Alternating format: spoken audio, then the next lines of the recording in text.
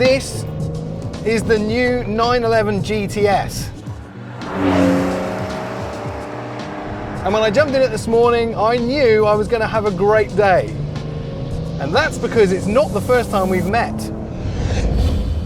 About 10 months ago, I was lucky enough to drive this car at the international launch in Italy. But now it's in Australia, and I'm reminded that it has a lot of weight riding on its shoulders. The GTS has a lot of weight on its shoulders. It has to do everything incredibly well. See? I did say that.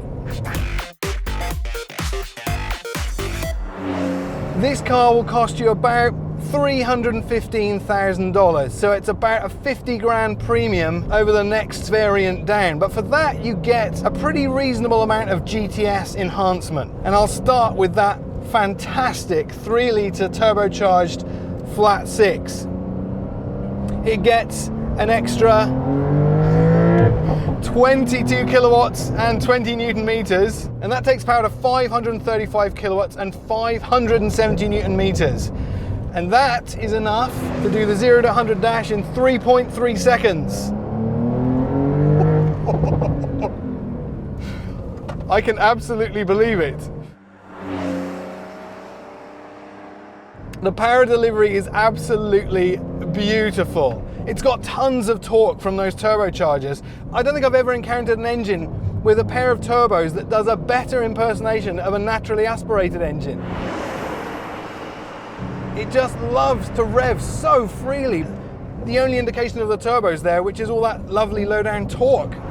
Stopping is not a problem either, because this car gets the same brake setup as the 911 Turbo, and it also gets suspension lowered by 10 millimeters, unless you go the Targa, which doesn't.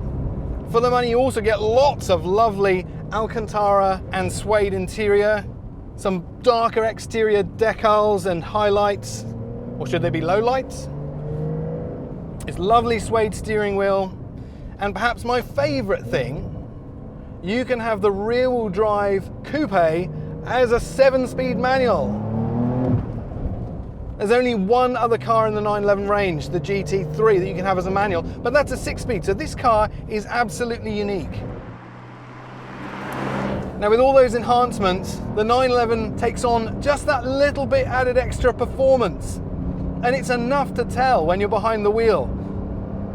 If you can get it on a track like this, suddenly its excellent road manners translate into just a razor-sharp edge. It's not trying to be a GT or an RS Porsche, but it's certainly got ample performance for a fantastic day on the track. I have very fond memories of this car, driving it through the Italian Alps almost a year ago, but now it's in Australia. I am delighted. It's every bit as good as I remember. But I know what you're thinking. Technically it has 4 seats, but... And this car moves by shoveling fossilized plankton into 6 cylinders. And for a lot of people that might not seem particularly ethical or responsible these days. But there is a solution. You can now have a Taycan with exactly the same boot badge. This is the first time Porsche has applied the GTS badge to an electric vehicle. And it also significantly marks now availability of GTS variants in every model line of the Porsche family. But even though it's the first time, there's a strange sense of familiarity. And that's because the GTS process and enhancement system works just as well no matter what you apply it to. In here I've got loads of lovely suede and Alcantara, including this steering wheel, which feels exactly the same as the 911. It's thin and slender in the hand, carbon fiber spokes, looks fantastic. And that theme carries throughout the entire cabin. I love the GTS embroidery on the sports seats, which are supportive. I love the contrasting red stitching everywhere. It really honestly has exactly the same sense of chic and sophistication that a GTS should. But it also gets the performance enhancements as well. This doesn't have a flat 6 to wick up and wring some more horsepower out of. It has exactly the same 93.4 kilowatt hour battery as the rest of the Taycan range, but they've squeezed more from it. Another 80 kilowatts is reasonable, but 210 Newton meters extra takes totals to 440 kilowatts and 850 Newton meters. There's not many places on this track you can use all that, but this is one of them. And it just makes me laugh every time. Its air suspension has also been retuned for the GTS variants, and if it's fitted with rear steering, that has also been fettled. So the transformation is really comprehensive and quite holistic. But best of all, it gets the same electric sports sound that's available with all Taycans.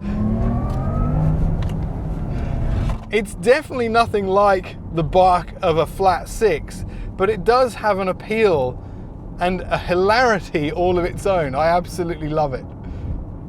And like the 911, it also gets a price premium, about $237,000 for the Taycan GTS, and that's $40,000 over the cost of the Taycan 4S.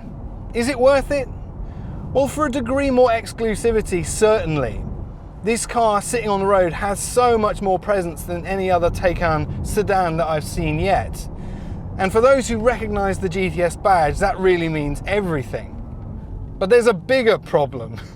Not that long ago, I drove the entry-level Taycan, which has rear-wheel drive and a lower curb weight and coil spring suspension. And at the time, I said I think it was my favorite. This car is not only very easy to recommend, I think it's probably the one I'd go for. What do you know? I did say that too.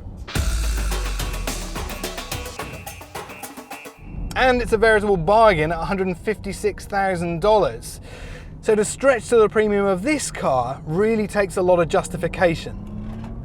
But if you do, you get a Taycan that so beautifully sits in the middle of a growing family, it's hard not to see the value in it.